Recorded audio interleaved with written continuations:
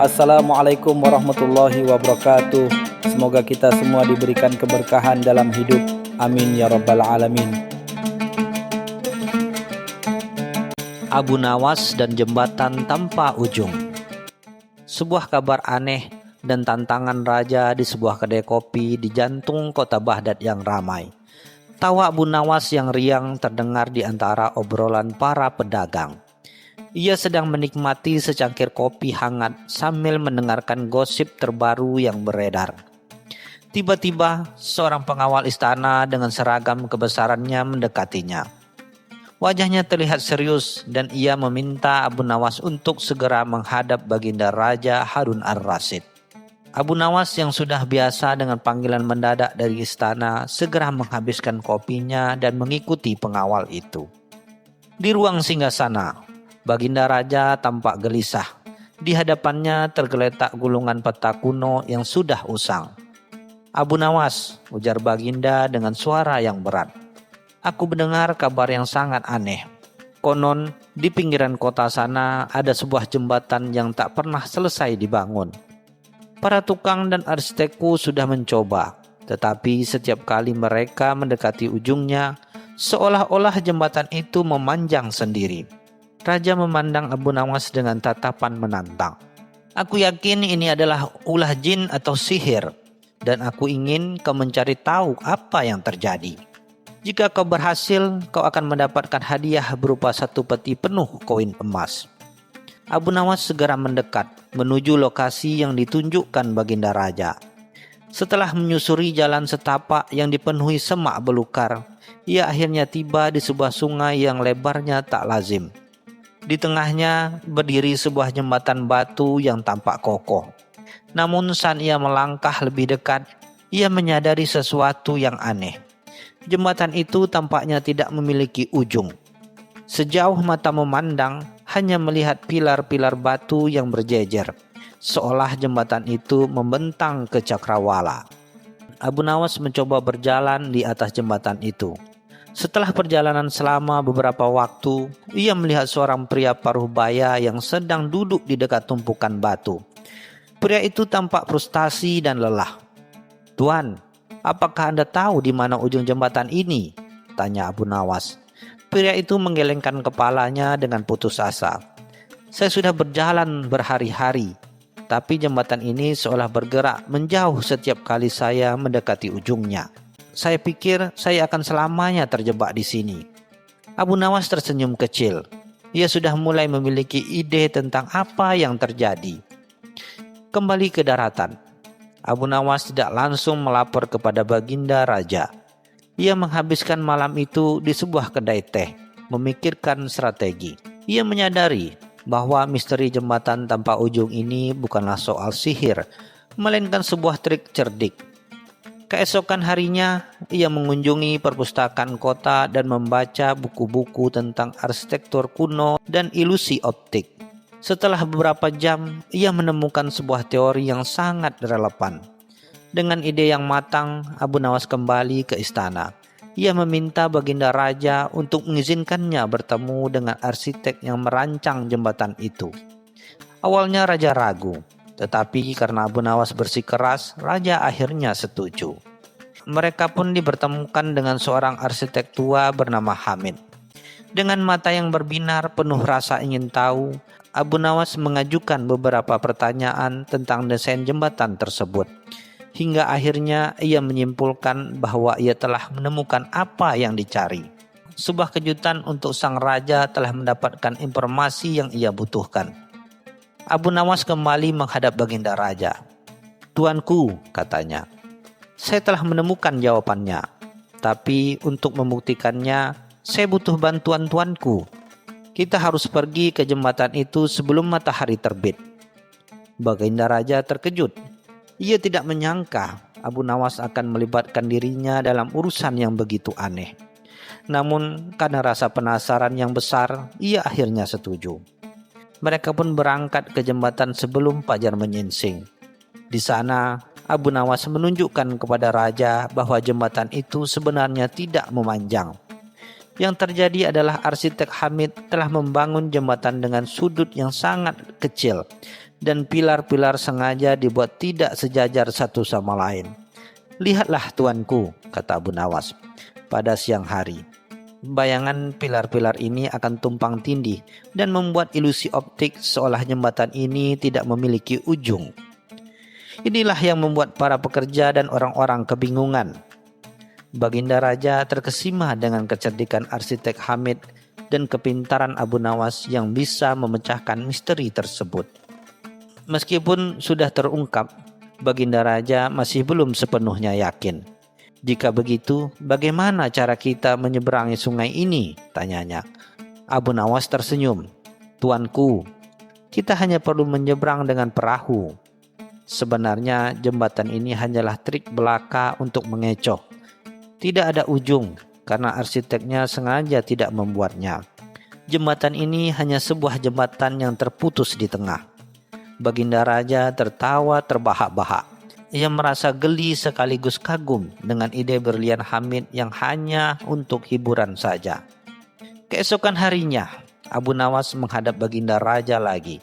Ia melihat Hamid, arsitek tua yang kini telah disiapkan untuk dihukum. "Tuanku," kata Abu Nawas, "saya menemukan alasan mengapa ia melakukan ini." Baginda Raja menghentikan hukuman tersebut, dan Abu Nawas memberikan penjelasan yang membuat semua orang tertawa. Ternyata jembatan itu sengaja dibuat tanpa ujung karena arsiteknya Hamid ingin membuat sebuah karya seni yang menantang akal dan membuat orang berpikir di luar kebiasaan. Ia juga ingin memberikan pelajaran kepada para pekerja yang seringkali terburu-buru dan tidak sabar.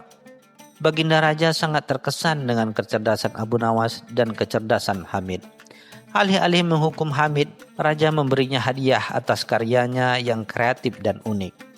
Jembatan yang tak berujung itu kini menjadi objek wisata yang populer. Para pengunjung datang untuk melihat ilusi optik yang menakjubkan dan mengagumi kecerdikan Hamid dan Abu Nawas. Sedangkan Abu Nawas, ia mendapatkan hadiah 1 peti penuh koin emas seperti yang dijanjikan Raja. Namun, ia tidak langsung menggunakannya untuk membeli barang-barang mewah. Sebaliknya, ia membagikan sebagian besar koin itu kepada para penjaga yang telah lelah mencoba menyeberangi jembatan yang menipu itu. Tawa riangnya kembali terdengar di seluruh kota Baghdad, dan kisah tentang Abu Nawas dan jembatan tanpa ujung pun menjadi legenda yang diceritakan dari generasi ke generasi.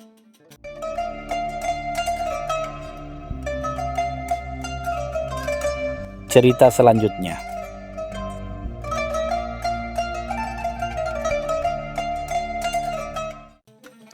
Suatu malam, Abu Nawas diundang ke perjamuan makan malam di istana Khalifah Harun ar-Rasyid.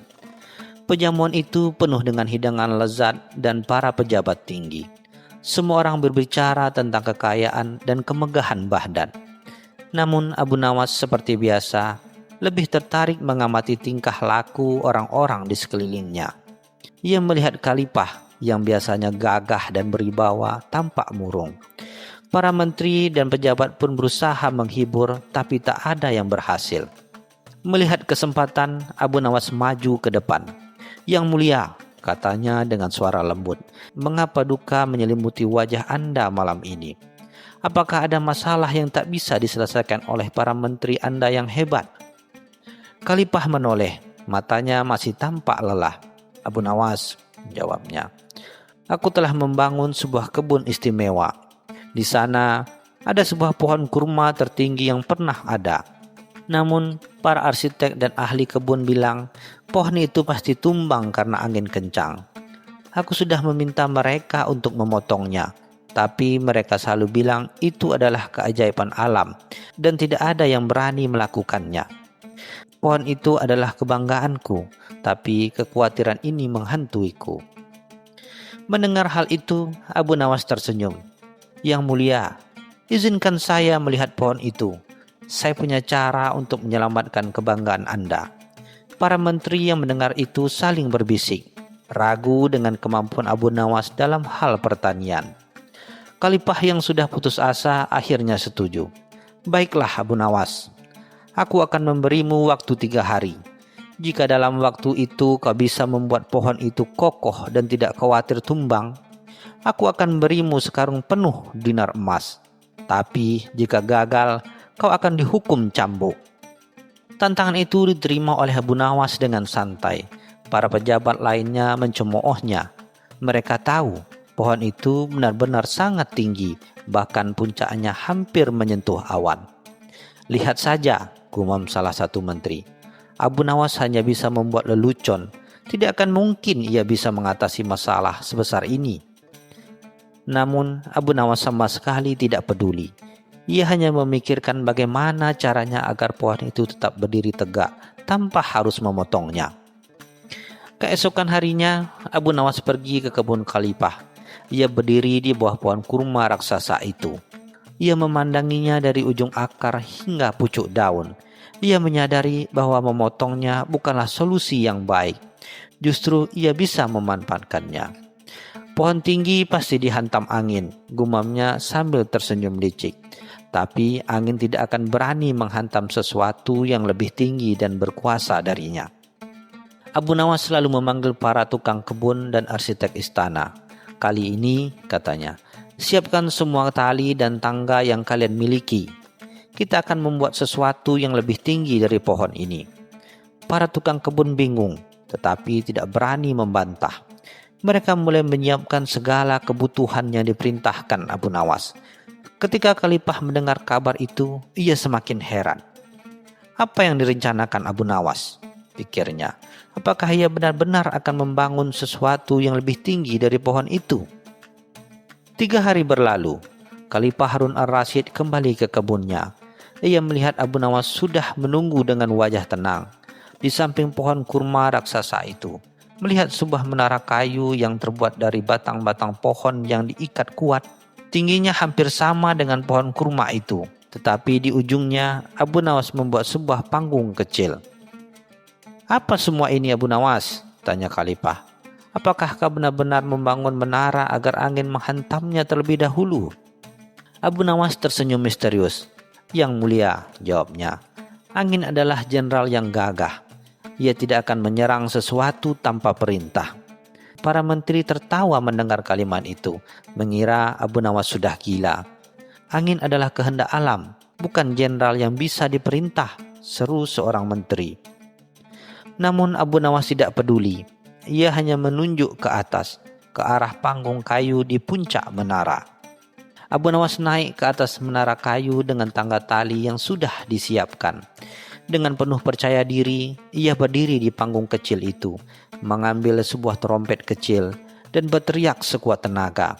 "Wahai Jenderal Angin," katanya, membuat semua orang terkejut.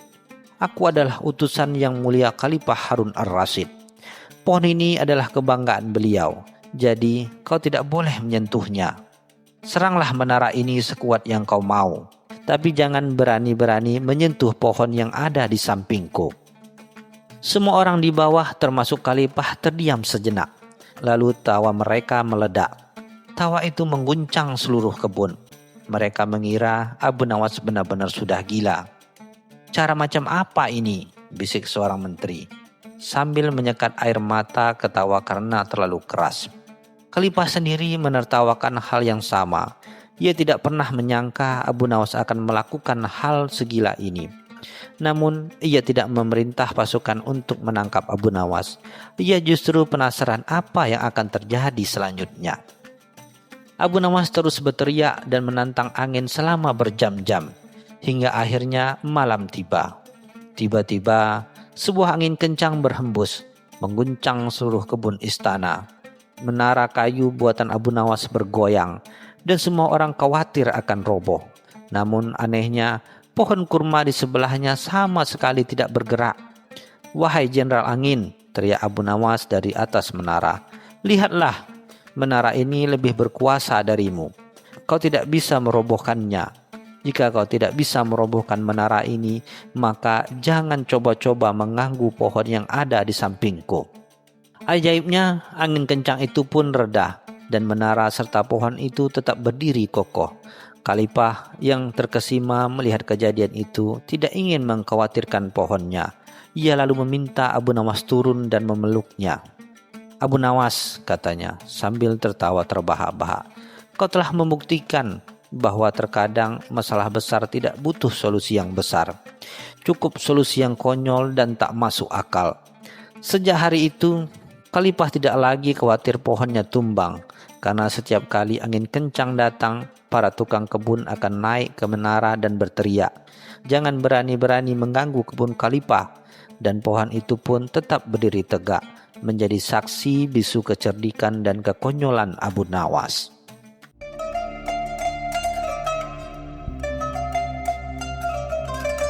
Cerita selanjutnya.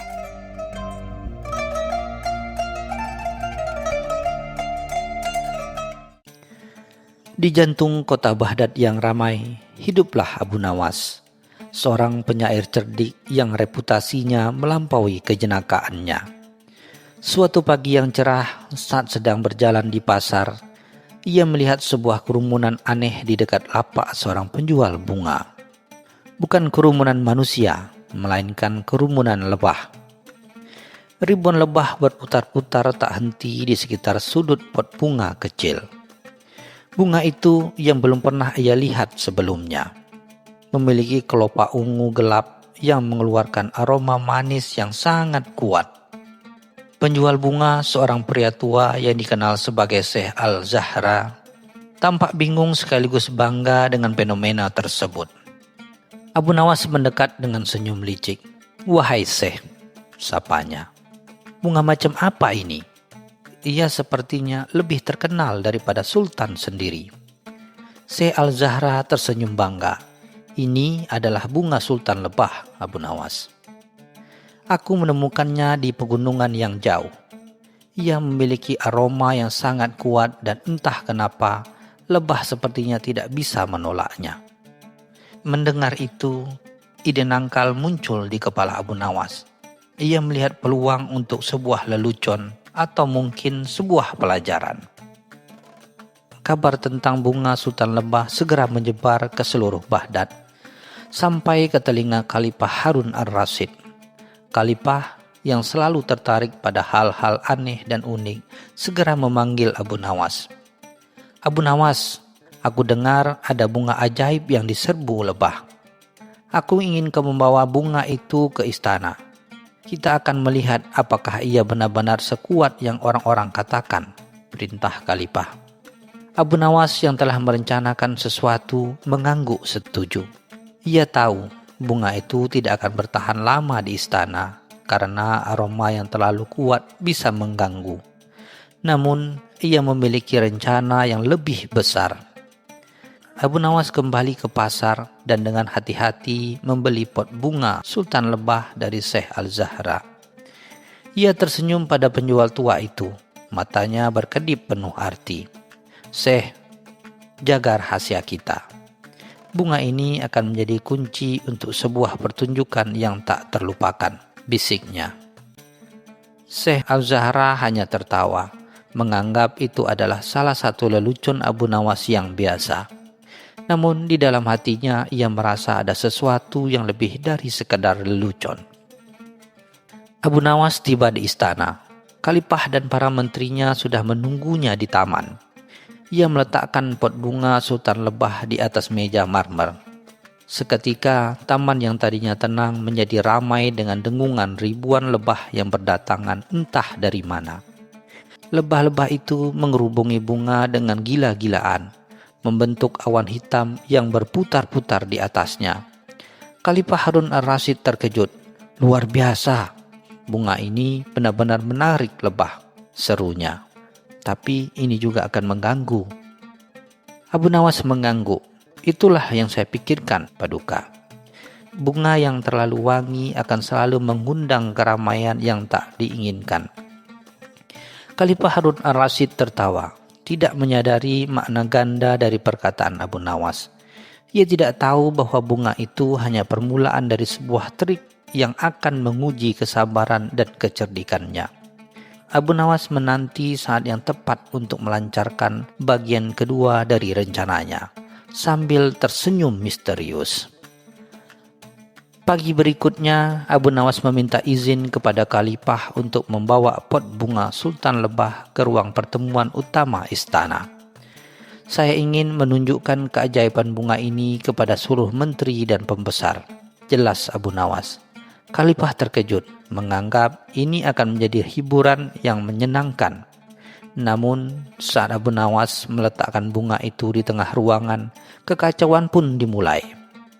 Lebah-lebah yang sebelumnya hanya berkumpul di taman, kini memenuhi ruangan mereka, berdesing di sekitar kepala para menteri, mendarat di jubah sutra mereka, dan bahkan mengancam makanan yang disajikan. Seorang menteri gemuk yang terkena cerewet melompat dari kursinya.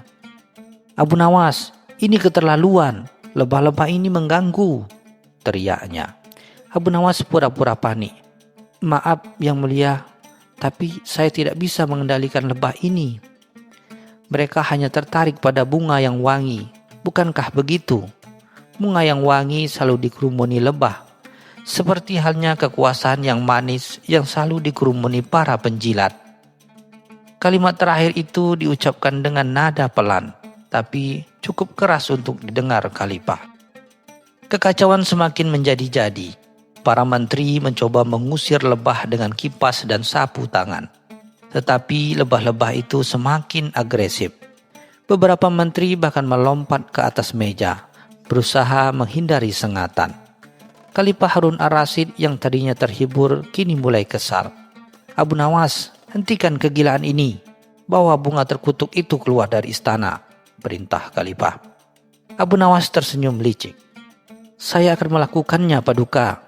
Tapi bagaimana jika bunga yang wangi ini adalah metafora untuk hal-hal lain yang menarik perhatian tak diinginkan?" Abu Nawas selalu mengambil sebuah kain yang ditutupi pot bunga itu. Seketika lebah-lebah itu menjadi bingung. Mereka berputar-putar sejenak lalu perlahan-lahan terbang keluar melalui jendela. Ruangan kembali hening, meninggalkan para menteri yang kelelahan dan jengkel. Khalifah Harun ar-Rasyid menatap Abu Nawas dengan curiga. "Apa maksudmu dengan hal-hal lain, Abu Nawas?" tanyanya. Abu Nawas menunduk hormat, menyadari bahwa ia telah berhasil menanamkan benih kecurigaan. "Yang mulia," jawab Abu Nawas dengan suara serius, "bunga ini hanya wangi, tetapi ia menarik ribuan lebah yang merepotkan. Sama seperti janji manis atau hadiah dari orang-orang yang tidak jujur. Mereka terlihat indah dan menguntungkan, tetapi di baliknya ada niat buruk yang sangat menyengat." Khalifah Harun ar-Rasyid memikirkan kata-kata itu. Ia baru saja menerima banyak hadiah dari seorang pejabat yang terkenal korup. Ia mulai melihat kesamaan antara lebah-lebah yang mengganggu dan para penjilat di sekitarnya. Meskipun demikian, Khalifah merasa Abu Nawas telah melangkah terlalu jauh. Ia telah menciptakan kekacauan dan mempermalukan para menteri. "Abu Nawas, leluconmu kali ini tidak terlalu berlebihan," kata Khalifah dengan nada dingin. "Sebagai hukuman, kamu harus menyelesaikan masalah yang kamu buat sendiri. Buang bunga ini jauh-jauh dari Baghdad dan pastikan lebah-lebah itu tidak kembali lagi ke istanaku." Abu Nawas tersenyum. Inilah yang diharapkan. Misi sesungguhnya baru saja dimulai. Abu Nawas meninggalkan istana dengan pot bunga Sultan Lebah di tangannya. Ia tidak membuang bunga itu, melainkan membawanya ke sebuah desa di pinggir kota. Di sana ia bertemu dengan seorang petani miskin yang memiliki ladang buah-buahan. Ladang petani itu tidak subur dan jarang menghasilkan buah, karena tidak ada lebah untuk membantu penyerbukan. Abu Nawas tersenyum. "Wahai petani, saya memiliki sebuah bunga ajaib untukmu. Jika kamu menanamnya di ladangmu, lebah-lebah akan berdatangan dan ladangmu akan makmur." Petani itu yang tidak tahu menahu tentang kekacauan di istana dengan senang hati menerima bunga itu. Abu Nawas membantunya menanam bunga itu di tengah ladang. Tak lama kemudian lebah-lebah mulai berdatangan. Mereka tidak hanya mengumpulkan nektar dari bunga Sultan Lebah, tetapi juga membantu menyerbuki tanaman buah-buahan di sekitarnya. Ladang yang tadinya gersang perlahan-lahan mulai berbunga dan menghasilkan buah. Beberapa minggu kemudian, Kabar tentang ladang petani yang makmur sampai ke telinga Khalifah. Karena penasaran, ia dan beberapa menterinya pergi ke desa itu. Mereka terkejut melihat ladang yang subur penuh dengan buah-buahan yang ranum. Dan paling mengejutkan, ribuan lebah berterbangan di sana. Namun lebah-lebah itu tidak menyerang. Mereka tidak mengumpulkan nektar. Dengungan mereka terdengar seperti lagu yang merdu. Khalifah memanggil petani itu. "Bagaimana bisa ladangmu menjadi begitu subur?" tanyanya. Petani itu tersenyum dan menunjuk ke arah satu-satunya bunga sultan lebah yang tumbuh di tengah ladang. Seorang pria bijak bernama Abu Nawas memberiku bunga ini. Ia bilang bunga ini akan membawa keberuntungan. Khalifah Harun ar-Rasyid menatap bunga itu. Lalu ia menoleh ke arah menterinya yang berdiri di sampingnya. Mereka semua terdiam, menyadari arti dari semua kejadian ini. Khalifah Harun ar-Rasyid akhirnya mengerti, bunga yang wangi dan menarik lebah tidak selalu buruk. Jika diletakkan di tempat yang tepat, ia bisa menjadi sumber kehidupan dan kemakmuran. Ia menyadari bahwa kekayaan dan kekuasaan bunga bisa menarik orang-orang yang hanya ingin mengambil keuntungan, lebah yang mengganggu. Tetapi jika digunakan untuk kebaikan, ia bisa membawa manfaat bagi banyak orang. Saat mereka kembali ke istana, Khalifah Harun ar-Rasyid memanggil Abu Nawas. "Abu Nawas," katanya dengan senyum, "kamu memang aneh, tapi pelajaranmu sangat berharga. Kamu telah menunjukkan kepadaku bahwa sesuatu yang wangi bisa menjadi berkah atau kutukan. Tergantung di mana kita menempatkannya. Maafkan aku atas hukumanku, karena kamu telah menunjukkan padaku bahwa sesuatu yang wangi bisa menjadi berkah atau kutukan. Tetapi lebah yang bijaksana akan membawa bunga itu ke tempat yang benar-benar membutuhkan." Abu Nawas tersenyum dan membungkuk hormat. Ia telah berhasil sekali lagi memberikan pelajaran yang tidak terlupakan dengan cara yang paling jenaka.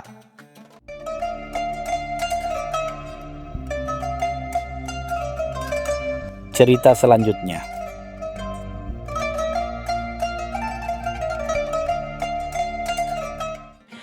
Di sudut kedai kopi yang ramai di Baghdad, Abu Nawas termenung sambil menyeruput kopinya. Matanya tertuju pada dua sosok yang duduk tak jauh darinya, Abu Jahil dan Abu Bakhil.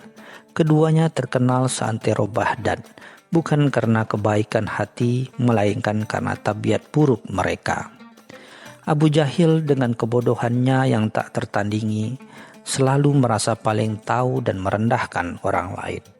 Sementara Abu Bakhil, si pelit yang tak pernah mau mengeluarkan sepeser pun untuk siapapun, bahkan untuk dirinya sendiri. Sudah lama Abu Nawas geram melihat tingkah pola kedua orang itu yang kerap merugikan masyarakat sekitar. Namun tak ada yang berani menentang mereka secara langsung. Hari itu sebuah ide licik mulai bersemi di benak sang pujangga. Ia tersenyum tipis, merencanakan sesuatu yang pasti akan membuat kedua orang sombong dan pelit itu merasakan akibat dari perbuatan mereka. Abu Nawas kemudian memesan sepotong roti kering. Roti yang biasa hanya dimakan oleh orang fakir miskin karena harganya yang sangat murah dan rasanya yang hambar. Ia meletakkan roti itu di meja kecilnya, seolah-olah ia sedang menikmati hidangan mewah. Sesekali ia melirik ke arah Abu Jahil dan Abu Bakhil yang sedang terlibat perdebatan sengit tentang siapa yang paling pintar dan siapa yang paling kaya. Betapa lezatnya roti ini, gumam Abu Nawas cukup keras sehingga terdengar oleh kedua orang itu. Ia sengaja mengunyah dengan suara keras, seolah-olah setiap gigitannya adalah sebuah kenikmatan surgawi. Abu Jahil dan Abu Bakhil yang mendengar celotehan Abu Nawas menoleh dengan pandangan meremehkan. Mereka merasa jijik melihat Abu Nawas yang menurut mereka hanya seorang pengangguran tak berguna. Setelah beberapa saat, Abu Nawas bangkit dari tempat duduknya dan menghampiri meja Abu Jahil dan Abu Bahil. Dengan senyum ramah yang dibuat-buat, ia menyapa mereka. "Wahai tuan-tuan yang mulia, saya dengar kalian sedang berdiskusi serius. Bolehkah saya bergabung?" Abu Jahil dan Abu Bahil saling pandang, sedikit terkejut dengan keberanian Abu Nawas. Biasanya orang-orang akan menjauhi mereka. "Untuk apa? Apa urusanmu?" tanya Abu Jahil dengan nada meremehkan. "Tidak ada, hanya ingin berbagi cerita dan mungkin berbagi kebahagiaan dengan sepotong roti yang luar biasa ini," jawab Abu Nawas sambil menunjuk roti keringnya dengan bangga. Abu Bahil langsung mencurigai tawaran tersebut. Takut Abu Nawas akan meminta imbalan. Namun rasa penasaran Abu Jahil menguasai dirinya. Abu Nawas kembali ke mejanya, diikuti oleh tatapan heran Abu Jahil dan Abu Bahil. "Saya tahu ini mungkin terdengar aneh, tapi saya ingin mengajak kalian bertaruh," kata Abu Nawas sambil menunjuk roti keringnya. "Siapa di antara kalian yang bisa membuat saya menangis hanya dengan melihat roti ini, akan saya beri seluruh kekayaan yang saya miliki." Abu Jahil dan Abu Bahil saling bertatapan. Mata mereka berbinar. Mereka tahu Abu Nawas tidak memiliki kekayaan, tetapi mereka melihat ini sebagai kesempatan untuk mempermalukan dan menertawakan Abu Nawas. Mereka membayangkan betapa lucunya melihat Abu Nawas menyerahkan apa yang disebut seluruh kekayaan yang pastilah tidak seberapa.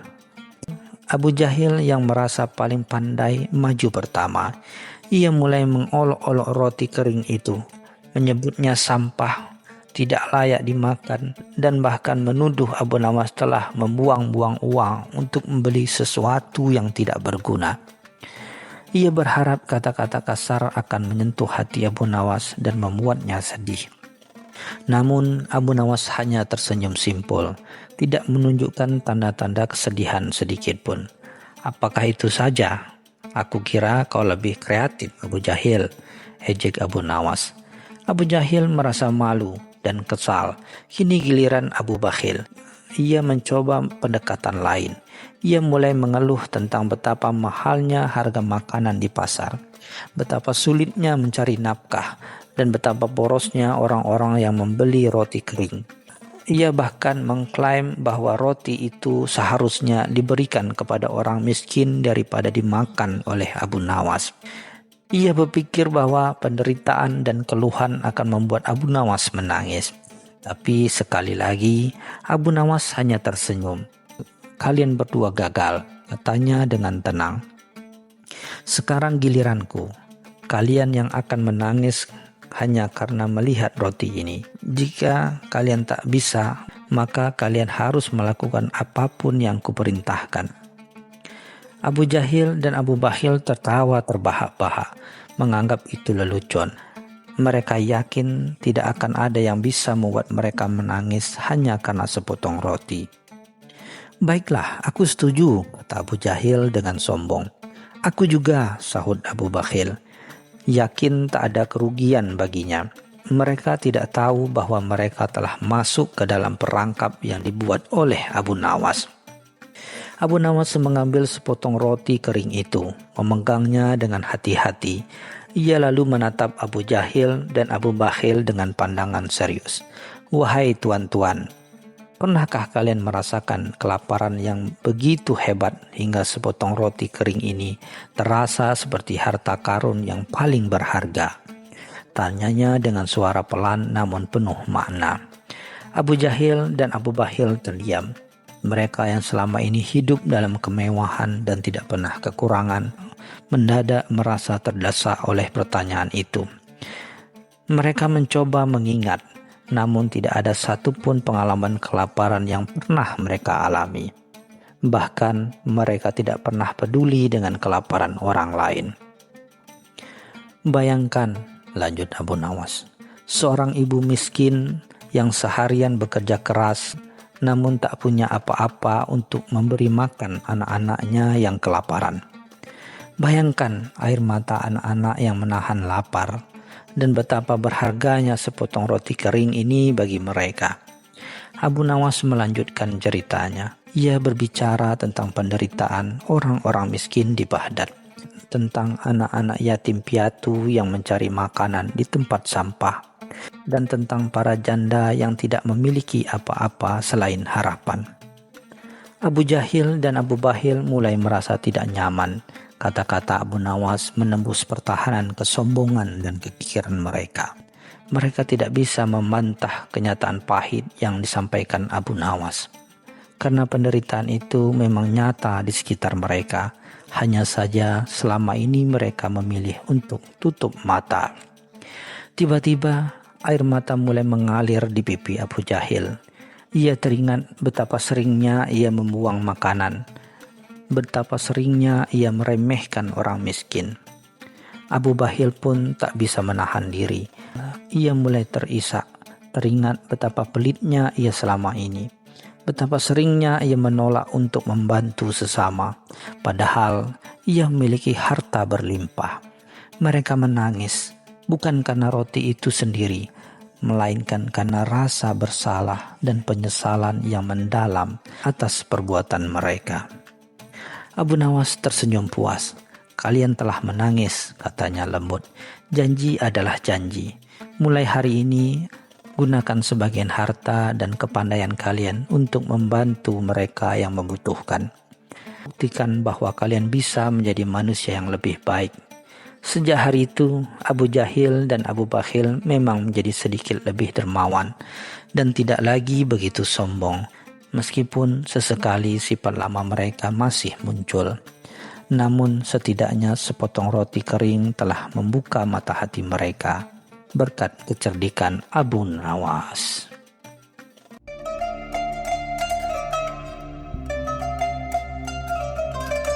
Cerita selanjutnya.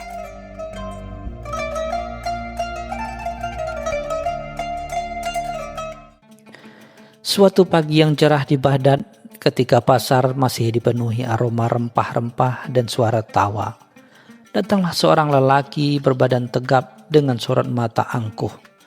Namanya Abu Jahil, seorang sarjana dari Basra yang terkenal karena kecerdasannya, atau lebih tepatnya karena pengakuannya sendiri atas kecerdasannya tersebut. Dia menganggap dirinya tak tertandingi dalam hal logika dan retorika. Di tangannya selai gulungan perkamen berisi tantangan terbuka. Dia berseru, "Adakah di sini yang berani berdebat denganku? Aku menantang siapapun yang merasa paling bijak di Baghdad." Kerumunan yang awalnya ramai perlahan membisu. Mereka tahu banyak yang datang ke Baghdad untuk menguji kecerdasan mereka. Tetapi tidak banyak yang berani sesombong itu. Seorang pedagang kurma berbisik, "Itu Abu Jahil. Kudengar ia berhasil mengungkam para sarjana di Basra," katanya. Tidak ada yang bisa menandingi kecepatan pikirannya. Di tengah keramaian itu, Abu Nawas duduk santai di warung kopi, menikmati tehnya. Ia mengenali Abu Jahil dan hanya tersenyum simpul, seperti seorang yang tahu akhir dari sebuah lelucon, bahkan sebelum lelucon itu dimulai. Abu Jahil yang tidak mendapat tanggapan segera naik ke atas bangku. Suaranya lebih keras dari pedagang manisan. "Mengapa tidak ada yang menjawab? Apa kalian semua sudah kehilangan akal? Ataukah kalian takut kepada kebenaran yang akan kubawakan?" Ia mengibaskan gulungan perkamennya dengan dramatis. "Kini kusampaikan tantanganku kepada Abu Nawas. Wahai penyair yang cerdik, di mana engkau bersembunyi? Keluarlah dan hadapi aku jika kau bukan pengecut." Para warga mendengar nama Abu Nawas mulai berbisik-bisik dan menunjuk ke arahnya. "Abu Nawas, itu Abu Nawas." Abu Nawas terdiam, tidak bergeming dari tempat duduknya. Ia hanya meneguk tehnya perlahan, seolah-olah pengumuman itu adalah hiburan yang sengaja dipentaskan untuknya. Sikap acuhnya justru membuat Abu Jahil semakin geram. Ia merasa diremehkan. "Diamu adalah pengakuan atas kekalahanmu. Biar ku berikan kau satu pelajaran, wahai Abu Nawas yang tak punya nyali." Tanpa menunggu Abu Nawas bangun, Abu Jahil memulai pidatonya. Ia berjalan mondar-mandir di depan kerumunan. Matanya menatap tajam ke arah Abu Nawas. "Kau tahu Abu Nawas?" Ia memulai. "Sebuah argumen yang baik memerlukan logika yang kuat. Misalnya, apakah ayam lahir dari telur atau telur itu dari ayam? Sebuah pertanyaan yang sederhana, tetapi memerlukan penalaran yang mendalam. Kau pikir kau bisa menjawabnya?" Ia berhenti sejenak, menoleh ke kerumunan seolah mencari persetujuan, lalu melanjutkan. "Tentu saja jawabnya adalah ayam," karena Abu Jahil mulai berdebat dengan dirinya sendiri. Ia menyajikan argumen pro dan kontra, lalu membantahnya dengan argumen lain yang ia ciptakan sendiri. Wajahnya serius, tangannya bergerak-gerak seperti sedang berinteraksi dengan lawan debat yang tak terlihat. Ia berbicara tentang filosofi Yunani kuno, tentang ilmu falak, dan tentang berbagai hal rumit yang hanya ia sendiri yang pahami. Abu Nawas hanya menonton dengan senyum yang semakin lebar. Ia tahu Abu Jahil tidak sedang menunggu jawaban darinya. Ia hanya butuh penonton, dan Abu Nawas berserta seluruh pasar dengan senang hati menjadi penonton pertunjukan paling menggelikan di Baghdad. Abu Jahil semakin bersemangat. Ia melompat dari bangku, berjalan di tengah pasar yang kini berpusat padanya, melanjutkan monolognya. "Dan kau tahu, wahai Abu Nawas," ia berseru, "sebuah kerajaan tidak akan berdiri tanpa raja yang bijaksana. Dan kebijaksanaan itu hanya bisa dicapai melalui ilmu yang benar, bukan melalui syair-syair yang melunakkan jiwa. Apa pendapatmu?" "Kau pasti tidak punya jawaban, kan?" Ia tertawa lantang, seolah-olah ia baru saja memenangkan perdebatan besar. Para pedagang dan warga mulai merasa bosan. Beberapa sudah kembali ke kios mereka. Pertunjukan satu orang ini terlalu panjang dan tidak ada artinya. Abu Jahil terlalu asik dengan dirinya sendiri. Ia bahkan mulai mengubah intonasi suaranya, berpura-pura menjadi Abu Nawas, memberikan jawaban yang konyol, lalu menyanggahnya dengan argumen sendiri yang dianggapnya berlian. "Tidak, itu jawaban yang salah. Bodoh. Seharusnya kau menyimpulkan dari premis awal." Ketika Abu Jahil akhirnya berhenti sejenak untuk menarik napas, wajahnya merah padam karena kelelahan. Abu Nawas perlahan berdiri. Seluruh pasar kembali terdiam, menanti apa yang akan dikatakan Abu Nawas setelah monolog panjang itu. Abu Nawas berjalan ke arah Abu Jahil dengan langkah tenang. Ia tidak terlihat marah, melainkan penuh dengan rasa iba. Ia menepuk pundak Abu Jahil dengan lembut. "Wahai saudaraku," kata Abu Nawas dengan suara lembut, "maafkan aku tidak bisa menjawabnya." Raut wajah Abu Jahil seketika berubah menjadi bangga. Ia bersiap untuk mengucapkan pidato kemenangan. Tapi Abu Nawas melanjutkan, "Aku tidak bisa menjawab karena kau sudah menjawab pertanyaanmu sendiri. Kau adalah lawan debat terbaik yang pernah kumiliki. Kau memulai perdebatan, kau memenangkannya, dan kau juga yang mengakhirinya. Kau bahkan memberikan jawaban yang jauh lebih baik daripada yang bisa aku berikan. Aku sungguh salut kepadamu." Mendengar pujian dari Abu Nawas, Abu Jahil mematung. Wajahnya semula penuh kemenangan perlahan luntur.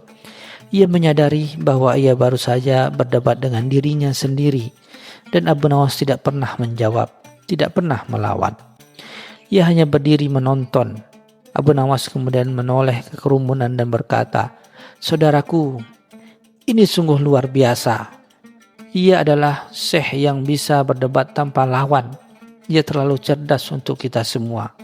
Abu Nawas tersenyum, dan senyum itu menular ke seluruh pasar.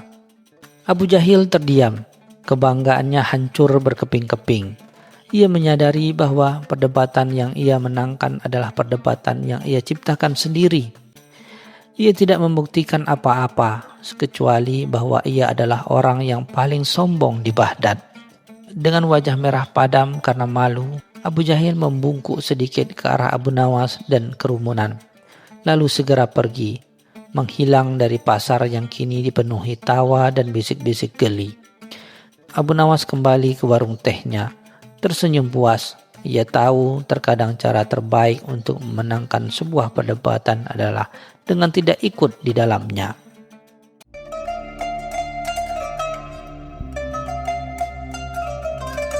Cerita selanjutnya.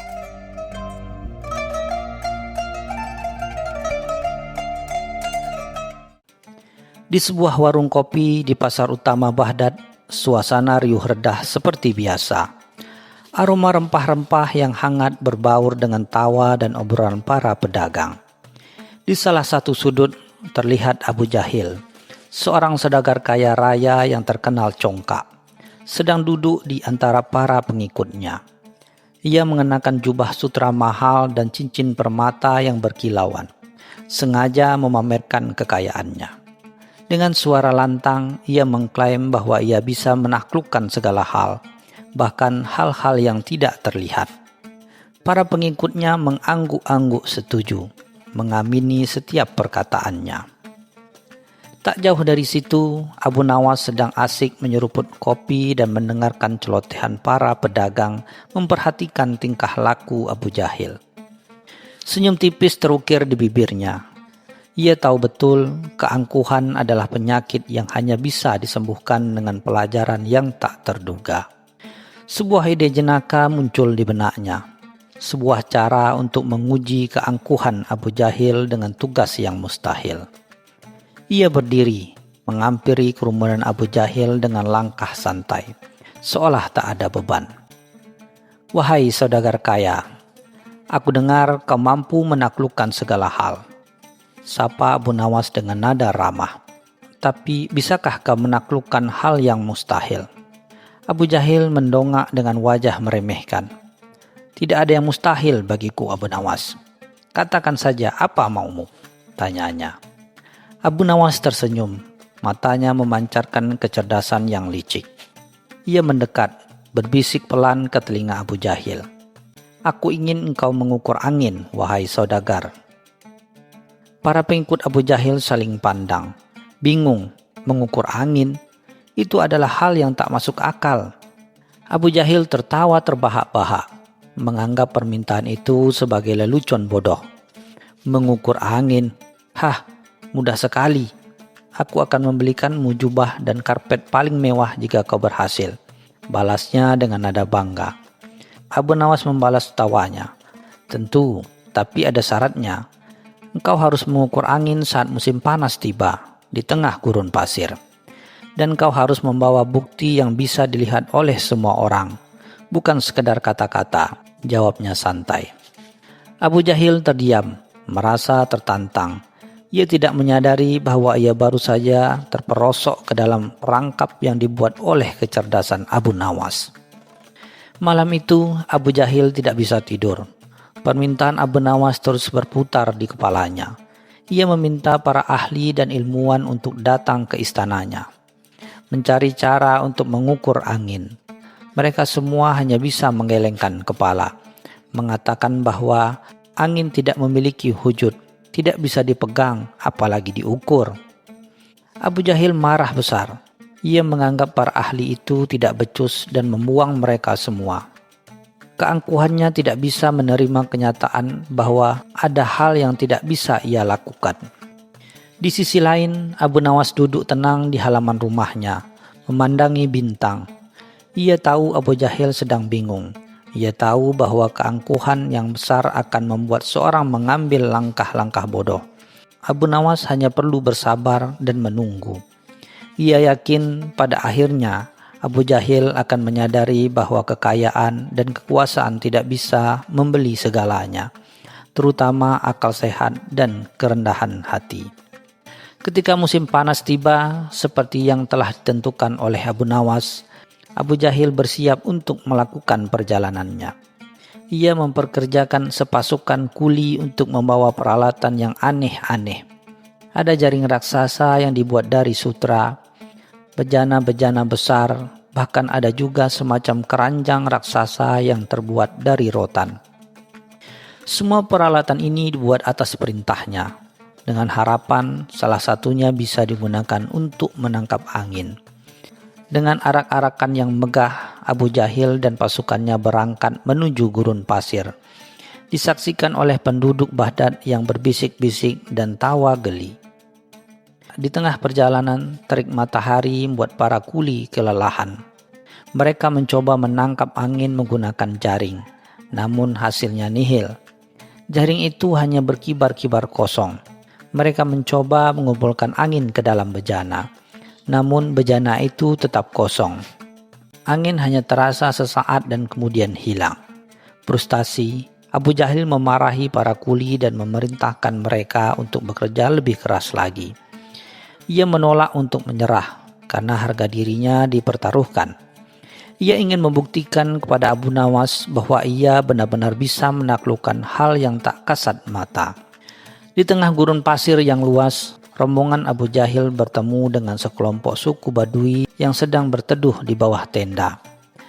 Kepala suku Badui yang bijaksana, Syekh Hamdan, merasa kasihan melihat kebodohan-kebodohan Abu Jahil. Ia menghampiri Abu Jahil dan bertanya, "Wahai saudagar, apa gerangan yang kau cari di tengah gurun ini?" Dengan angkuh, Abu Jahil menjelaskan misinya untuk mengukur angin. Syekh Hamdan tersenyum, senyum penuh kebijaksanaan. Ia memanggil salah seorang anaknya dan berkata, "Nak, tolong ambilkan ukuran angin untuk saudagar ini." Anak Badui itu mengangguk.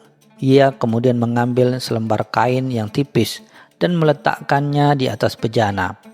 Ia meniup kain itu dengan pelan, lalu meniupkan dengan kencang, dan kain itu bergerak-gerak sesuai dengan hembusan napasnya. "Angin tidak bisa diukur, wahai saudagar," kata Syekh Hamdan. "Angin hanya bisa dirasakan. Ia adalah anugerah dari Allah yang bergerak sesuai kehendaknya. Kau tidak bisa menangkapnya, apalagi menukarnya." Abu Jahil terdiam, tapi ia tetap tidak mau menyerah. Ia menganggap Syekh Hamdan hanyalah seorang Badui bodoh yang tidak tahu apa-apa. Keesokan harinya, cuaca berubah drastis. Langit yang tadinya cerah berubah menjadi gelap. Badai pasir besar datang menjelang, membuat rombongan Abu Jahil panik. Badai itu begitu kuat, sehingga membuat barang bawaan mereka berhamburan. Jaring-jaring sutra yang mahal robek, bejana-bejana pecah, karpet-karpet mewah terhempas jauh. Para kuli berteriak ketakutan. Mereka berlindung di balik batu-batu besar. Sementara Abu Jahil hanya bisa berdiri terpaku, menyaksikan kekayaan dan keangkuhannya dihempaskan oleh kekuatan alam yang tak terlihat. Ketika badai mereda, Abu Jahil melihat sekeliling. Ia menemukan dirinya sendirian. Semua barangnya hilang dan para kulinya entah kemana. Tubuhnya penuh dengan pasir. Ia merasa lemah dan putus asa. Saat itulah ia mulai merenung. Ia mengingat kata-kata Syekh Hamdan dan perkataan Abu Nawas. Ia akhirnya menyadari bahwa ada hal-hal di dunia ini yang tak bisa dikuasai, dibeli atau diukur dengan uang dan kekuasaan. Setelah 3 hari berjalan tanpa tujuan, Abu Jahil ditemukan oleh beberapa pedagang yang sedang melewati gurun. Ia kembali ke Baghdad dalam keadaan yang memprihatinkan. Tanpa jubah sutra, tanpa cincin permata, dan tanpa pasukan kuli. Ia berjalan tertunduk malu dan merasa sangat bodoh. Penduduk Baghdad yang melihatnya terkejut. Namun mereka tidak menertawakannya. Mereka justru merasa kasihan. Melihat saudagar sombong itu kini menjadi begitu rendah hati. Sesampainya di warung kopi, tempat di mana tantangan itu dimulai, Abu Jahil melihat Abu Nawas sedang duduk tenang sambil menyeruput kopi. Ia menghampiri Abu Nawas dengan kepala tertunduk. "Abu Nawas," panggilnya dengan suara pelan. "Aku datang untuk mengakui kekalahanku. Aku tidak bisa mengukur angin. Engkau benar, kuasaanku tidak bisa menguasai kekuatan alam." Abu Nawas tersenyum hangat, mengisyaratkan Abu Jahil untuk duduk. Abu Jahil menceritakan semua kejadian di gurun pasir, tentang betapa bodohnya ia mencoba menenangkan angin, dan bagaimana badai pasir menghancurkan semua keangkuhannya. "Aku telah kehilangan segalanya, Abu Nawas," ucapnya pilu. "Tapi aku mendapatkan sesuatu yang lebih berharga. Sebuah pelajaran. Aku sadar ada hal-hal yang tidak bisa dibeli dengan kekayaan dan tidak bisa diukur dengan kekuasaan. Abu Nawas menepuk pundaknya dengan lembut. Itulah yang ingin aku ajarkan padamu, wahai saudaraku. Keangkuhan adalah penjara dan kerendahan hati adalah kuncinya. Para penduduk yang berada di warung kopi mendengarkan percakapan mereka dengan seksama. Mereka kagum dengan kebijaksanaan Abu Nawas dan perubahan hati Abu Jahil. Abu Jahil kemudian berdiri dan dengan suara lantang ia meminta maaf kepada semua orang atas segala kesombongan di masa lalu. Ia bersumpah untuk menjadi orang yang lebih baik dan menggunakan kekayaan untuk membantu orang lain. Sejak hari itu, Abu Jahil menjadi orang yang berbeda. Ia menjual sisa kekayaannya dan menggunakannya untuk membangun sumur-sumur bagi masyarakat miskin di pinggir kota. Ia juga membangun sekolah dan mendanai pendidikan anak-anak yatim. Ia tidak lagi pamer. Ia lebih suka menggunakan pakaian sederhana dan bergaul dengan siapa saja, tanpa memandang status sosial.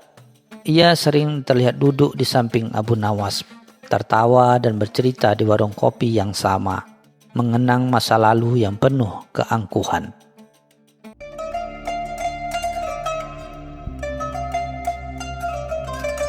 Cerita selanjutnya.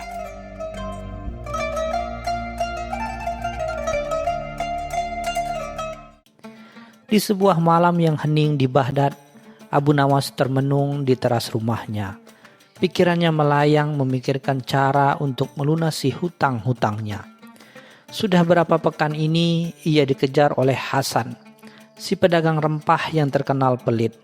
Hutangnya tak seberapa, hanya 1 keping dinar. Tapi Hasan selalu menagihnya dengan cara yang membuat Abu Nawas malu.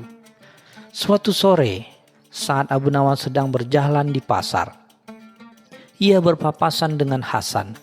"Hasan, maafkan aku," kata Abu Nawas. "Aku belum bisa melunasi hutangmu." Hasan menyeringai, "Jangan hanya minta maaf Abu Nawas. Aku butuh uangku, bukan maafmu." Lalu Hasan menawarkan sesuatu. "Aku akan meminjamkanmu uang 50 keping dinar, tapi kau harus melunasi semua hutangmu dalam 1 bulan. Jika tidak, aku akan mengambil rumahmu sebagai gantinya." Abu Nawas yang sedang kepepet tidak berpikir panjang dan langsung menyetujui tawaran itu. Malam itu, setelah menyetujui perjanjian aneh dengan Hasan, Abu Nawas pulang dengan hati yang gelisah. Ia tahu betul melunasi 50 keping dinar dalam sebulan adalah hal yang mustahil. Namun ia tidak mau menyerah. Dengan kecerdikan dan akal bulusnya, Abu Nawas mulai memutar otak. Ia tidak akan membiarkan Hasan mengambil rumah satu-satunya yang ia miliki. Keesokan harinya, Abu Nawas mendatangi sebuah toko kayu. "Wahai tukang kayu," kata Abu Nawas, "bisakah kau membuatkan sebuah peti kayu berukuran besar untukku?" Tukang kayu itu mengangguk. "Tentu saja, Tuan. Untuk apa peti sebesar itu?" Abu Nawas tersenyum misterius. "Ini untuk sebuah eksperimen. Aku akan memasukkan sebuah benda ajaib ke dalamnya." Tukang kayu itu pun langsung mengangguk-angguk penasaran. Setelah peti kayu itu jadi, Abu Nawas membawanya pulang. Ia menyimpan peti itu di kamarnya dan mulai menjalankan rencananya. Ia meminta tolong semua tetangganya yang memiliki ayam jantan untuk mengikatkan ayam-ayam tersebut ke peti kayu miliknya. Semua tetangganya yang penasaran dan tahu Abu Nawas selalu melakukan hal-hal aneh tidak menolak permintaannya. Malam harinya Abu Nawas kembali beraksi. Ia berkeliling dari rumah ke rumah di Baghdad untuk membeli semua cacing tanah dan belatung. Warga Baghdad yang melihatnya pun bertanya-tanya, "Untuk apa cacing dan belatung sebanyak itu, Abu Nawas?" Abu Nawas hanya menjawab, "Ini adalah bahan utamaku untuk menyelesaikan semua hutang-hutangku." Tentu saja tidak ada yang percaya, tapi mereka tetap menjual cacing dan belatung kepada Abu Nawas. Waktu berlalu dengan cepat. 1 bulan pun telah tiba. Hasan mendatangi rumah Abu Nawas dengan hati yang gembira. Ia sudah tidak sabar untuk mengambil rumah Abu Nawas. "Abu Nawas, hari ini adalah hari di mana hutangmu jatuh tempo," seru Hasan sambil tertawa. Abu Nawas yang sudah menunggu kedatangan Hasan tersenyum santai. "Tenang Hasan, hutangku sudah lunas." Hasan menaikkan alisnya. "Mana mungkin, dengan apa kau melunasinya?" Abu Nawas selalu mengajak Hasan masuk ke kamarnya, di mana peti kayu yang dipenuhi ayam jantan berada. Hasan tercengang. Ia melihat tumpukan kotoran ayam yang menumpuk. Bau yang menyengat pun masuk hidungnya. "Apa ini Abu Nawas? Kenapa kamu masukkan ayam-ayam dalam peti? Dan kenapa baunya sangat busuk?" tanya Hasan yang kebingungan. Abu Nawas tertawa. "Ini adalah peti ajaibku Hasan. Peti yang menghasilkan uang." Mendengar ucapan Abu Nawas, Hasan semakin curiga. "Jangan bercanda Abu Nawas. Mana ada peti ajaib yang bisa menghasilkan uang? Yang ada malah kotoran ayam busuk," kata Hasan dengan nada kesal. "Hasan, dengarkan aku," jawab Abu Nawas. "Peti ini memiliki rahasia ajaib. Cacing dan belatung yang aku berikan setiap malam dimakan oleh ayam-ayam ini. Kotoran ayam ini adalah kotoran ajaib yang memiliki khasiat untuk menyuburkan tanah. Aku sudah menjual kotoran ini kepada para petani. Berkat peti ajaib ini, mereka menghasilkan panen yang berlimpah dan tidak pernah gagal." Hasan semakin kesal. "Abu Nawas, aku tidak mau kotoran ayam busuk itu. Aku butuh uangku," seru Hasan.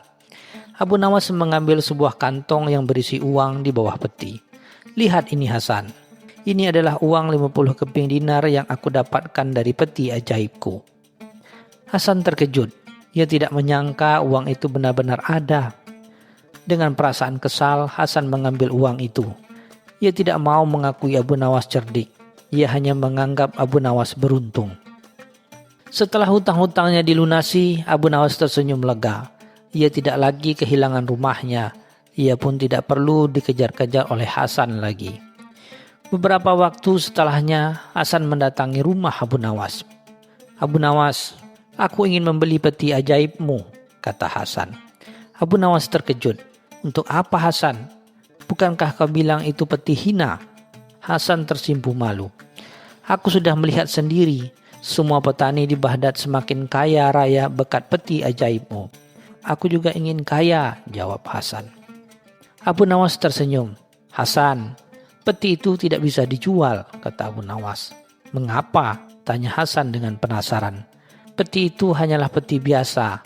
Yang ajaib itu adalah kecerdikan dan kemauan untuk berusaha. Aku tidak mendapatkan uang dengan cara instan. Aku bekerja keras setiap malam untuk membersihkan kotoran ayam dan menjualnya kepada petani. Aku tidak mau berdiam diri dan hanya mengandalkan keberuntungan. Peti ajaibku adalah simbol dari kerja keras. Kamu tidak bisa membelinya." Hasan pun terdiam. Ia menyadari kesalahannya. Ia tahu ia tidak bisa membeli kecerdikan dan kerja keras yang dimiliki Abu Nawas. Hasan pun pulang dengan kepala tertunduk. Ia menyadari bahwa kekayaan sejati bukanlah uang, melainkan kecerdikan dan kerja keras.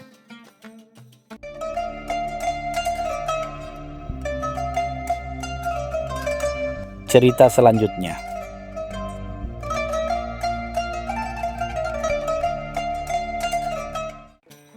Suatu malam yang pekat di Baghdad, ketika rembulan bersinar sabit di tengah sungai Tigris, Abu Nawas terlelap dalam tidurnya yang pulas.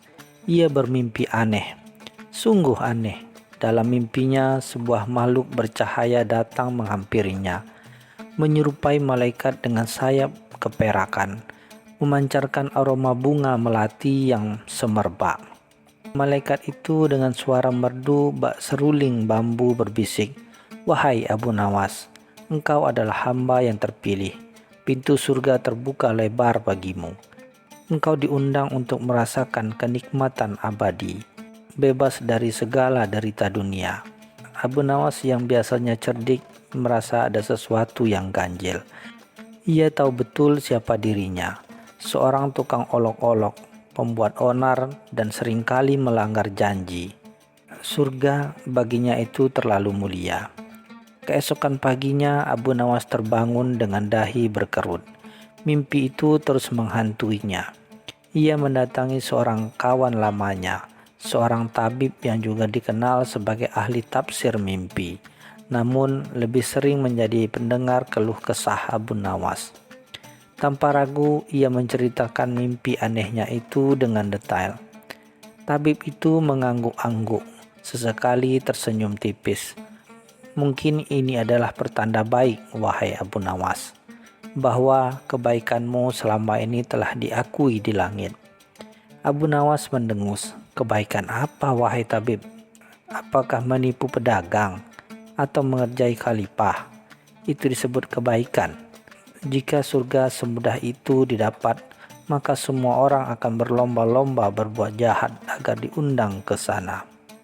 Kabar mimpi Abu Nawas sampai ke telinga Khalifah Harun ar-Rasyid yang bijaksana namun juga gemar bercanda.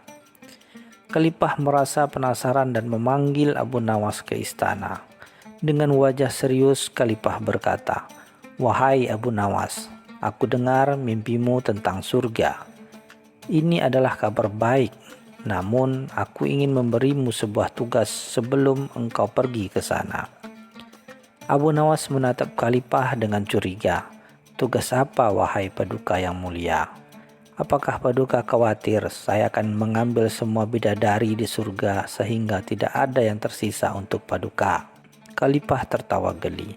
"Bukan itu, Abu Nawas. Aku ingin engkau membuat daftar semua orang yang menurutmu pantas masuk ke surga di Baghdad ini. Jika daftarmu itu tepat, maka engkau akan kuberi hadiah emas sekarung dan kebebasan untuk memilih tempat tinggal di surga." Abu Nawas pulang ke gubuknya dengan pikiran berkecamuk. Membuat daftar orang baik itu sama saja dengan mencari jarum di tumpukan jerami. Ia mengenal semua penduduk Baghdad, dari yang paling soleh hingga paling bejat. Bagaimana mungkin bisa menilai siapa yang pantas dan siapa yang tidak? Beberapa hari berlalu, Abu Nawas masih berkutat dengan daftarnya. Ia menulis nama seorang ulama terkemuka. Ia mencoretnya, menulis nama seorang pedagang dermawan, lalu menghapusnya. Semakin ia berpikir, semakin ia menyadari betapa sulitnya menilai kebaikan seseorang hanya dari penampilan atau reputasi. Untuk mencari inspirasi, Abu Nawas memutuskan untuk pergi ke pasar.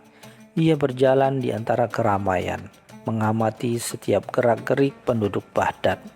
Di suatu sudut, ia melihat seorang pedagang kurma yang memberikan sedekah kepada pengemis dengan wajah ikhlas. Ini bisa jadi calon penghuni surga, gumamnya. Namun tak jauh dari situ ia melihat seorang juru timbang yang diam. Namun tidak jauh dari situ ia melihat seorang juru timbang yang diam-diam mengurangi berat dagangannya sambil tersenyum manis kepada pembeli. Yang ini jelas calon penghuni neraka, pikir Abu Nawas. Semakin lama ia mengamati, semakin rumit daftarnya. Terlalu banyak kepalsuan dan kemunafikan yang ia temukan. Saat Abu Nawas sedang termenung di dekat kedai kopi, seorang kakek tua yang cacat kakinya datang menghampirinya.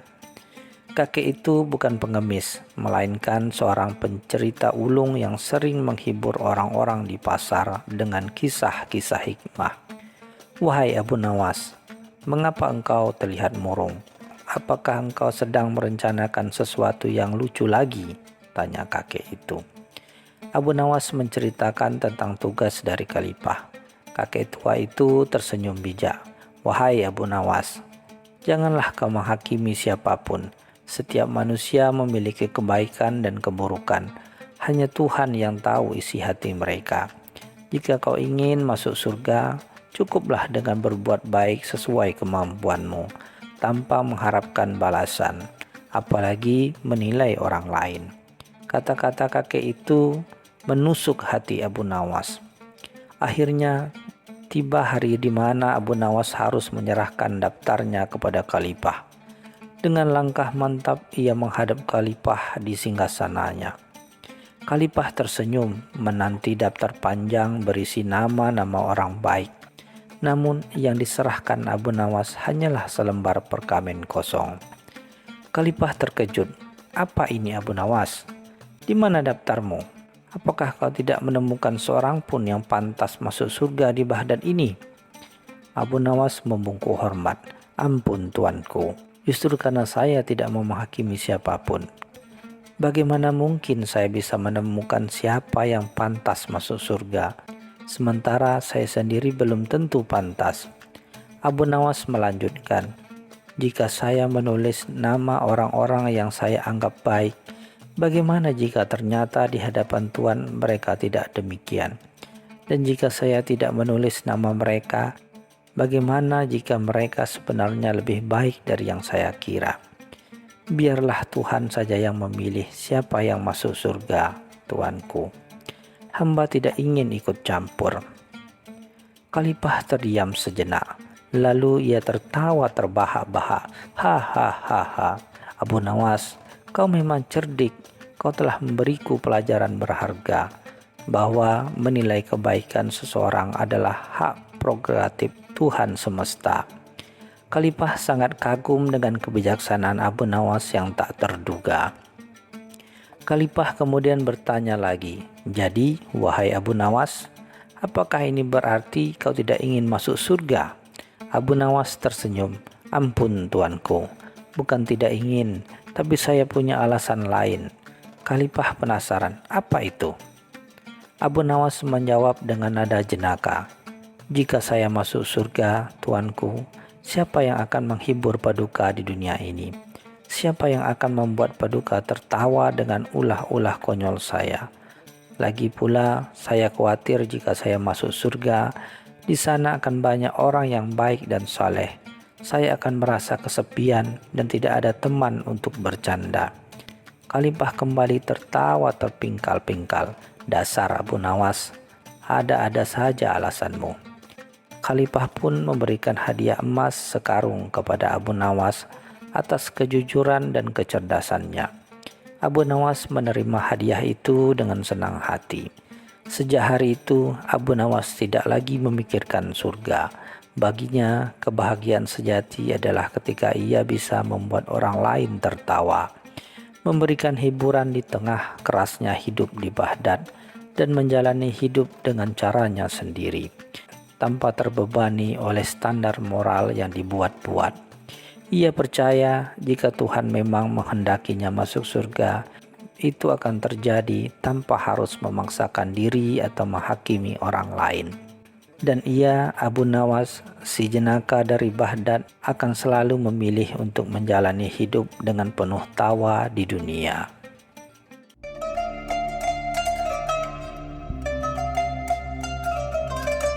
Cerita selanjutnya.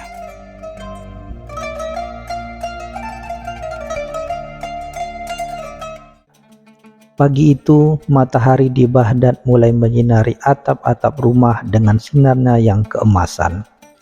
Di sebuah warung kopi sederhana, Abu Nawas duduk santai, menyesap kopinya sambil mendengarkan celotehan para pedagang.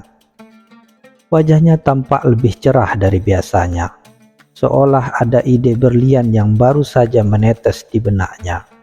Namun ketenangan itu tak berlangsung lama. Seorang prajurit istana dengan langkah tergesa-gesa menghampiri Abu Nawas. Wajahnya penuh kekhawatiran. Ia menyampaikan titah mendadak dari Raja Harun ar-Rasyid yang meminta kehadiran Abu Nawas segera di istana. Abu Nawas tanpa banyak bertanya, hanya tersenyum tipis dan bergegas mengikuti prajurit tersebut. Setibanya di istana, Abu Nawas disambut oleh Raja Harun ar-Rasyid yang tampak gusar. "Abu Nawas," ujar raja dengan nada berat, "negeriku sedang dilanda musibah aneh.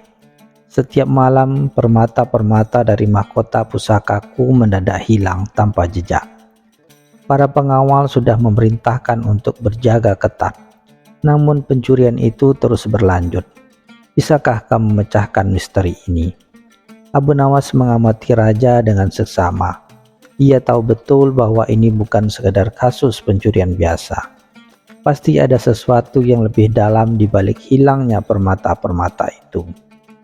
Dengan tenang Abu Nawas menjawab, "Ampun Baginda Raja, izinkan hamba memikirkan hal ini sejenak. Namun sebelum itu hamba membutuhkan waktu semalam untuk mengamati keadaan di istana ini tanpa gangguan." Raja Harun ar-Rasyid menyetujui permintaan Abu Nawas, meskipun ia sedikit ragu dengan cara penyelesaian masalah yang tidak biasa ini. Abu Nawas kemudian meminta izin untuk menempati sebuah ruangan kecil di dekat pembendaharaan istana, dan hanya meminta satu hal aneh, sebuah obor dan secangkir kopi. Para pengawal istana saling berpandangan, bingung dengan permintaan Abu Nawas yang tak masuk akal ini. Sepanjang malam, Abu Nawas terlihat duduk termenung di dalam ruangan gelap tersebut. Tidak ada yang tahu apa yang ia lakukan. Namun keesokan paginya, dengan senyum kemenangan ia menghadap raja dan berkata, "Baginda Raja, hamba telah menemukan pelakunya. Namun untuk mengungkapnya, Baginda harus bersedia melakukan satu hal yang sangat sederhana." "Apa yang harus kulakukan Abu Nawas?" tanyanya. Abu Nawas kemudian meminta raja untuk mengeluarkan perintah kepada seluruh pelayan istana agar tidak ada seorang pun yang menyentuh, bahkan sekadar melirik pintu pembendaharaan selama 3 hari 3 malam. Raja mengerutkan kening, bingung dengan perintah aneh ini, namun tetap menyetujui demi mencari tahu dalang dibalik hilangnya permata-permata itu. Para pelayan istana pun mengetahui perintah raja, meskipun mereka saling berbisik dan bertanya-tanya. Mereka menduga Abu Nawas sedang menjalankan sihir atau ritual aneh untuk mengusir roh-roh jahat yang mungkin mencuri permata. Suasana di sekitar pemendaharaan menjadi tegang, diselimuti aura misteri yang diciptakan oleh perintah Abu Nawas. Pada malam kedua, Abu Nawas diam-diam mengawasi setiap sudut istana, terutama area di sekitar pembendaharaan. Ia tidak memasang perangkap fisik yang rumit, melainkan mengandalkan pengamatannya yang tajam.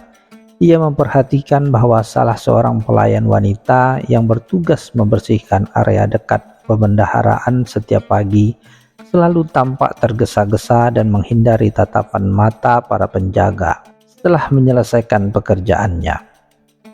Ada aura kecemasan yang terpancar darinya, sesuatu yang tidak bisa dibandingkan dengan pelayanan lain. Abu Nawas juga menyadari bahwa setiap kali ia memeriksa area di luar pembendaharaan pada pagi hari, ia menemukan jejak debu halus yang sedikit berbeda di dekat jendela kecil yang menghadap ke taman belakang istana. Jendela itu seharusnya selalu tertutup rapat. Kecurigaannya semakin menguat. Ia kemudian meminta salah seorang pengawal kepercayaan raja untuk diam-diam menaburkan serbuk sari bunga berwarna cerah di ambang jendela perbendaharaan pada malam ketiga, tanpa sepengetahuan pelayan lainnya. Keesokan paginya, seperti biasa, pelayan wanita itu datang untuk membersihkan area tersebut. Abu Nawas dan beberapa pengawal yang telah diberitahu raja diam-diam mengawasinya dari kejauhan. Setelah pelayan itu menyelesaikan pekerjaan dan bergegas pergi, Abu Nawas segera memeriksa ambang jendela yang menemukan jejak serbuk sari berwarna cerah yang mengarah ke taman belakang. Ia kemudian mengikuti jejak samar itu dan menemukan setumpuk kecil permata yang disembunyikan di balik semak-semak samar yang rimbun. Ketika pelayan itu dipanggil menghadap raja, Abu Nawas menunjukkan jejak serbuk sari yang sama di ujung jarinya, yang pasti ia dapatkan saat membuka jendela untuk menyembunyikan permata curiannya. Terpojok dengan bukti yang tak terbantahkan, pelayan wanita itu akhirnya mengaku ia telah memanfaatkan kelalaian para penjaga yang lebih fokus pada pintu utama pembendaharaan dan secara diam-diam membuka jendela kecil di malam hari untuk mengambil permata, lalu menyembunyikannya di taman sebelum membawanya keluar istana secara bertahap. Raja Harun ar-Rasyid kembali dibuat kagum oleh ketelitian dan kemampuan observasi Abu Nawas yang berhasil mengungkap kejahatan hanya dengan mengandalkan akal dan pengamatan yang cermat. Setelah mengetahui seluruh kebenarannya, Raja Harun ar-Rasyid tidak dapat menyembunyikan kekagumannya terhadap Abu Nawas. Ia berdiri dan menepuk bahu Abu Nawas dengan bangga. "Abu Nawas," kata raja, "kau memang tiada duanya. Dengan akalmu yang cerdik, kau berhasil mengungkap kejahatan yang tak terpecahkan oleh para pengawalku. Katakan apa yang kau inginkan sebagai hadiah atas jasamu ini." Para menteri dan pembesar istana yang menyaksikan kejadian itu saling berpandangan, menduga Abu Nawas akan meminta emas, perak, atau jabatan tinggi. Namun Abu Nawas hanya tersenyum simpul. Tatapan matanya menunjukkan bahwa ia telah memikirkan ini jauh sebelumnya. Ia tahu betul nilai dari kebijaksanaan, dan ia tidak akan menukarnya dengan harta benda yang fana. "Ampun Baginda," jawab Abu Nawas dengan rendah hati. "Hamba tidak meminta emas, permata, atau jabatan. Hamba hanya meminta Baginda untuk menuliskan sebuah dekret resmi yang menyatakan bahwa setiap kata yang keluar dari mulut hamba di hadapan Baginda dan seluruh rakyat Baghdad akan bernilai 1000 dinar. Dan setiap kali hamba berbicara, Baginda harus segera membayarnya." Seluruh istana hening. Para pembesar saling berbisik tidak percaya dengan permintaan aneh Abu Nawas. Mereka menganggapnya gila, minta bayaran untuk setiap kata yang diucapkan. Raja Harun ar-Rasyid sendiri terkejut. Namun setelah beberapa saat ia tertawa terbahak-bahak. Ia menyadari bahwa permintaan Abu Nawas adalah sebuah lelucon cerdas yang justru menegaskan betapa berharganya setiap nasihat dan pemikiran yang keluar dari mulut Abu Nawas. Raja Harun ar-Rasyid menepati janjinya. Sebuah dekret resmi dikeluarkan dan kabar tentang kata-kata emas Abu Nawas menyebar ke seluruh Baghdad. Sejak saat itu, setiap kali Abu Nawas berbicara di hadapan raja akan segera memerintahkan bendahara untuk membayar 1000 dinar. Ia membuat para menteri berpikir 2 kali sebelum meminta pendapat Abu Nawas, atau bahkan hanya sekedar berbincang santai dengannya, karena setiap kata yang diucapkannya berarti pengeluaran besar bagi kerajaan. Abu Nawas tidak pernah menyombongkan diri dengan kekayaan barunya. Ia tetap hidup sederhana, menggunakan uangnya untuk membantu orang-orang miskin dan menuntut ilmu. Ia membuktikan bahwa kecerdasan dan kebijaksanaan adalah harta yang tak ternilai harganya, bahkan lebih mahal dari permata terindah sekalipun, dan bahwa kata-kata seorang yang bijak meskipun tidak berwujud mampu mengubah dunia dan dihargai jauh lebih tinggi daripada tumpukan emas.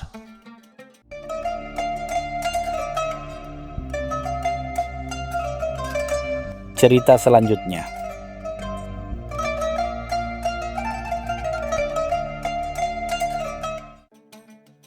Di sudut pasar yang ramai di Baghdad, terlihat seorang saudagar bernama Tuan Mansur sedang memamerkan barang dagangannya. Ia memiliki setumpuk karpet mewah, rempah-rempah langka, dan perhiasan berkilau. Suara kerasnya melambung di atas kerumunan. "Siapa yang paling kaya di Baghdad? Siapa yang memiliki kunci untuk semua kesenangan di dunia ini?" Tentu saja ia berbicara tentang dirinya sendiri. Tiba-tiba mata Tuan Mansur menangkap sosok kurus yang sedang duduk santai di warung kopi, yaitu Abu Nawas. Dengan senyum sinis ia mendekati Abu Nawas. "Wahai Abu Nawas," ujar Tuan Mansur dengan nada mengejek, "kau hanya penyair miskin yang hanya bisa hidup dari akal licik. Lihatlah kekayaanku. Aku memiliki kunci untuk semua pintu, kunci untuk semua harta karun. Apa yang kau punya? Hanya kata-kata kosong." Abu Nawas yang sedang menyeruput kopinya dengan tenang mengangkat pandangannya. "Tuan Mansur, kunci memang penting, tapi kunci yang paling berharga bukanlah yang bisa membuka peti harta karun, melainkan kunci yang bisa membuka hati dan pikiran. Namun, kunci seperti itu tidak akan masuk ke dalam saku kekayaanmu. Tersinggung dengan ucapan Abu Nawas, Tuan Mansur mengeluarkan sebuah kotak kecil di balik jubahnya. Kotak itu terbuat dari kayu gaharu, dihiasi dengan ukiran emas. Dengan gerakan dramatis, ia membukanya dan menunjukkan seuntai kunci yang terbuat dari emas murni. Diukir dengan detail rumit. Kilauan kunci itu begitu mempesona, menarik perhatian banyak orang di sekitar mereka. Lihat ini Abu Nawas, ini adalah kunci emas, dibuat khusus oleh pandai besi terbaik di Persia. Kunci ini bisa membuka peti harta karun rahasia milikku. Aku menantangmu, jika kau bisa membuktikan bahwa kuncimu lebih berharga, aku akan memberikan kunci emas ini kepadamu. Tapi jika kau gagal, kau harus membersihkan kandang untaku selama sebulan. Abu Nawas menerima tantangan itu, tapi dengan syarat membuat Tuan Mansur terkejut. Tuan Mansur, aku menerima tantanganmu, tapi aku punya syarat sederhana. Kau harus ikut denganku dan ikut semua yang akan kuperintahkan tanpa bertanya. Tuan Mansur yang merasa di atas angin dengan sombong setuju. Mereka berdua berjalan menuju sebuah gang sempit di belakang pasar yang kumuh. Di sana Abu Nawas menemukan sebuah pintu tua yang terbuat dari kayu lapuk dan digembok dengan rantai yang berkarat. Nah, Tuan Mansur, ini adalah kunci emas yang paling berharga, kata Abu Nawas sambil menunjuk pintu itu. Tapi kau harus membantuku untuk membukanya. Tuan Mansur bingung, bagaimana mungkin kunci emas ini bisa membuka gembok tua itu? Nah, Tuan Mansur, coba kau buka pintu itu dengan kunci emasmu, ujar Abu Nawas sambil menyerahkan kunci emas yang gemerlap itu. Tuan Mansur tertawa terbahak-bahak. Abu Nawas, kau gila. Kunci emas ini dibuat untuk peti harta karun, bukan untuk gembok karatan seperti itu. Namun Abu Nawas menegaskan, cobalah Tuan Mansur, siapa tahu ada keajaiban yang terjadi. Dengan enggan, Tuan Mansur mencoba memasukkan kunci emasnya ke dalam lubang gembok yang berkarat. Tentu saja kunci itu terlalu besar dan tidak cocok. Ia mencoba lagi, menggeser dan memutar kunci itu dengan frustasi.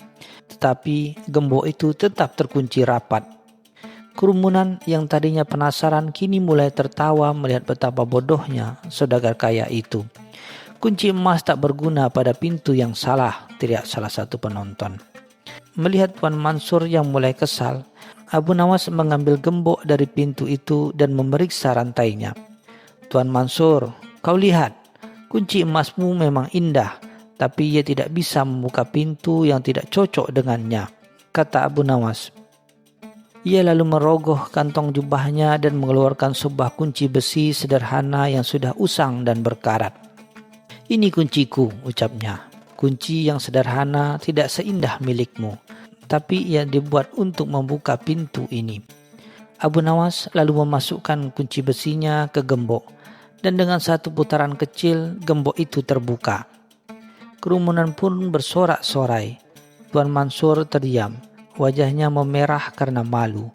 Ia melihat gambar yang terbuka dan kunci emas yang gemerlap, lalu menatap Abu Nawas dengan senyum santai. Tuan Mansur, kata Abu Nawas, kunci emasmu memang berharga, tapi hanya jika kau menemui pintu yang tepat untuknya. Sama seperti kekayaanmu bisa membantumu, tapi ia tidak akan bisa membuka semua pintu dalam kehidupan. Ia tidak bisa membeli kebahagiaan, tidak bisa membuka pintu persahabatan, apalagi pintu kebijaksanaan. Tuan Mansur menunduk. Ia akhirnya mengerti maksud Abu Nawas. Ia menyimpan kunci emasnya kembali ke dalam kotak. Lalu ia menyerahkan kunci emasnya pada Abu Nawas sebagai tanda kekalahan. Abu Nawas menolak. Simpan saja Tuan Mansur. Aku tidak membutuhkan kunci emas. Aku hanya membutuhkan kunci untuk akal. Dan kau sudah mendapatkan kunci itu. Sejak hari itu Tuan Mansur tidak lagi menyombongkan kekayaannya. Ia menjadi lebih rendah hati dan lebih sering meminta nasihat kepada Abu Nawas.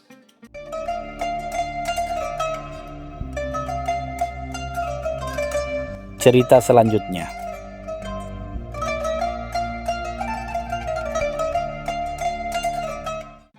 Musim kemarau panjang telah tiba di Baghdad, membuat orang-orang mengeluh karena sumur-sumur mulai mengering dan kebun-kebun layu. Di tengah kegelisahan itu, Khalifah Harun ar-Rasyid merasa muak dengan pertengkaran tak berkesudahan antara dua tokoh yang paling sering membuat ulah di istana, Abu Nawas dan seorang cendekiawan bernama Abu Jahil. Abu Jahil dengan jenggot lebat dan pakaian serba rapi selalu merasa dirinya paling benar dan paling tahu segalanya. Ia selalu mengejek Abu Nawas yang ia anggap tak lebih dari seorang badut pengangguran. Suatu sore, Khalifah memanggil keduanya ke singgasananya. "Dengar wahai Abu Nawas dan Abu Jahil," titahnya dengan suara berat. "Aku sudah lelah mendengar kalian berdebat. Kali ini kalian akan mendapatkan tugas yang sama, yang akan menguji kecerdasan kalian. Aku ingin kalian mengukur takdir. Siapa yang bisa memberikan ukuran takdir yang paling masuk akal, dialah pemenangnya. Aku berikan waktu 1 pekan, dan jangan kembali tanpa jawaban." Abu Jahil merasa di atas angin. Ia menyisir perpustakaan istana, membuka gulungan-gulungan tua, dan meneliti setiap halaman kitab filsafat dan astronomi. Ia ingin mencari tahu apakah takdir bisa diukur dengan rumus-rumus matematika atau hitungan bintang. 3 hari ia habiskan di sana, namun tidak ada satupun kitab yang menjelaskan cara mengukur takdir.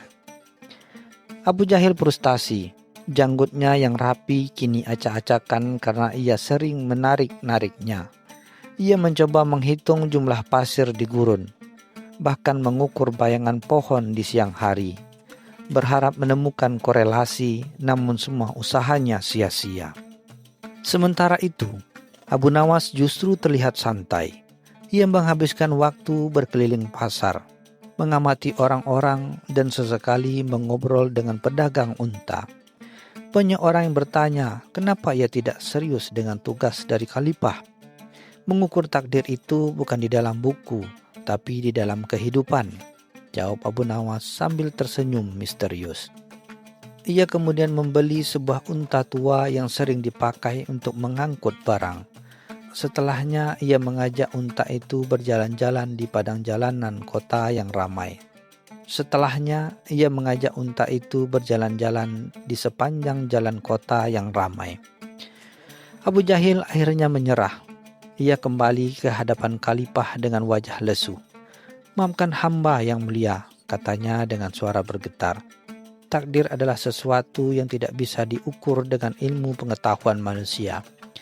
Khalifah menghela napas. Ia sudah menduga jawaban seperti ini.